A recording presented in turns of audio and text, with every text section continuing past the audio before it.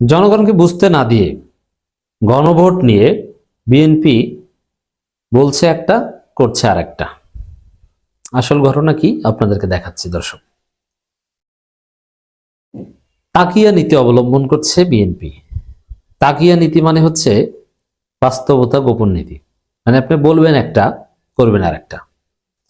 শিয়াদের বিরুদ্ধে অভিযোগ তারা তাকিয়া নীতি অবলম্বন করে, কাদিয়ানীদের বিরুদ্ধে অভিযোগ তারা তাকিয়া নীতি অবলম্বন করে। গণভোট নিয়ে বিএনপি সেম কাজ করছে। আগে বুঝাই আপনাদেরকে তাকিয়া নীতিটা কি। যে উপরে উপরে বলবে, যেমন আপনি যদি কোনো কাদিয়ানির সাথে কথা বলেন, আপনি বুঝতেই পারবেন না যে সে কাদিয়ানি। কিভাবে? কিন্তু আপনাকে সিস্টেমে ধীরে ধীরে ধীরে ধীরে ব্রেন ওয়াশ করে আপনাকে কাদিয়ানি বানাবে। শিয়াদের ক্ষেত্রে হচ্ছে, যদিও আল হুকম আলা জাহের, এক্ষেত্রে আপনাকে হুকুম সাব্যস্ত করতে হবে সে প্রকাশ্যে কি বলছে এটার উপর ভিত্তি করে, অন্তরে কি আছে এর উপর ভিত্তি করে তো আপনি ফতোয়া দিতে পারবেন না।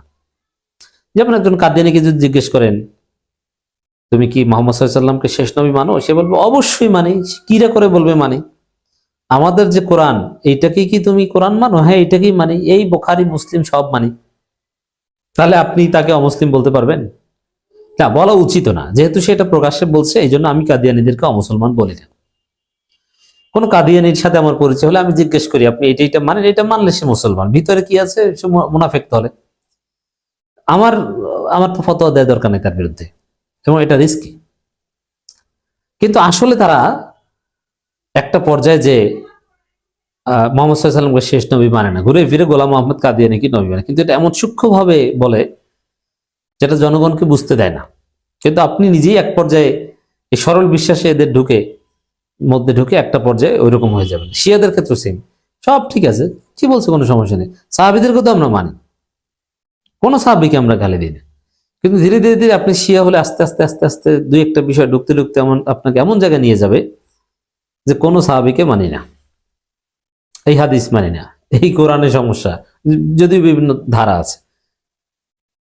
বিএনপি এখন ওই শিয়া এবং কাদিয়ানীদের মতো তাকিয়া নীতি অবলম্বন শুরু করেছে। উপরে উপরে বলছে একটা, করছে আরেকটা। মির্জা ফখরুল বলছেন গণভোটে না দেওয়ার সুযোগ নেই, তাও ঘুরিয়ে পেঁচিয়ে বলে। আরে ভাই, বললেই তো যে গণভোটে আমরা হা ভোটের পক্ষে, আপনারা সব হা ভোট দিবেন, তা বলতে পারে না। কি বলে? গণভোটে না দেওয়ার সুযোগ নেই। এর মানে না দিতে চাই কিন্তু সুযোগ নাই, তারপর তাহলে ঠিক আছে আমরা না দিব না, হা দিব। কিন্তু প্রকাশ্যে হায়ের পক্ষে প্রচারণা এটা চালাতে পারছে না। তা গণভোটে না দেওয়ার সুযোগ নেই, এটা কেমন কথা? হায়ের পক্ষে জোরালোভাবে বলতে ভয় পায়। আসলে বাস্তব কথা হচ্ছে বিএনপি গণভোটে নায়ের পক্ষে, না ভোট দিবে বিএনপি। কিন্তু বিএনপি না ভোট দিবে এটা যদি মির্জা ফখরুলরা বলে, তাহলে তো পিঠের চামড়া থাকবে না, মায়ের খেয়াও লাগবে। এই কারণে তারা বলছে যে না, আমরা না ভোটের পক্ষে না, আমরা হা ভোটেরই পক্ষে। কিন্তু আসলে তারা না ভোটের পক্ষে। দলিলটা কি? উপরে উপরে বলছে যে সরাসরি জুলাইয়ের বিরুদ্ধে এভাবে অবস্থান নিতে বিএনপি চাচ্ছে না, সরাসরি জুলাই শত্রু এই ট্যাগ নিতে চাচ্ছে না, এই দায় নিতে চাচ্ছে না। কারণ যারাই, এটা স্পষ্ট হাসনাত আব্দুল্লাহরা অলরেডি বলে দিয়েছে যে গণভোট প্রশ্নে একটি দল ভারতের পক্ষে অবস্থান নিয়েছে, তো একটি দল হচ্ছে বিএনপি। বিএনপি গণভোট প্রশ্নে ভারতের পক্ষে অবস্থান নিয়েছে, এটা হাসনাত বলেছে। তো সেই জায়গায় নিজেদেরকে ভারতপন্থী হিসেবে পরিচিত করাতে বিএনপি চাইবে না, যার ফলে বলে না, গণভোটে না দেওয়ার তো সুযোগ নেই, হাই দিতে হবে। কিন্তু বাস্তবে তারা তাদের নেতাকর্মীদের ট্রেনিং দিচ্ছে, তোমরা গ্রামে গঞ্জে মানুষকে বুঝাও গণভোটে না ভোট দেয়া, না দিতে হবে, হা ভোট দেয়া যাবে না। শেরপুরের এক আওয়ামী লীগ বিএনপি নেতা, পৌরসভা বিএনপির আহ্বায়ক, মানে গুরুত্বপূর্ণ নেতা, শিক্ষিত নেতা, তিনি আওয়ামী লীগের লোকজন সহ বিএনপির লোকজনকে ট্রেনিং দিচ্ছেন যে গণভোটে যদি হা ভোট দাও, হা ভোট পাশ হলে 16 ডিসেম্বর 26শে মার্চ থাকবে না, 71 থাকবে না, 71 জায়গায় আসবে 24, 72 শেখ মুজিবের সংবিধান ডক্টর কামাল রচিত, ওটা থাকবে না। এটা বুঝাচ্ছে।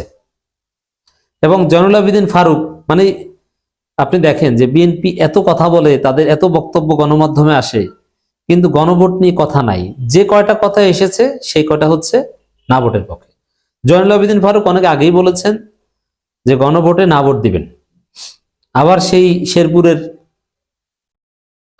বিএনপির পৌরসভা আহ্বায়ক তিনি বলেছেন গণভোটে না ভোট দিতে হবে।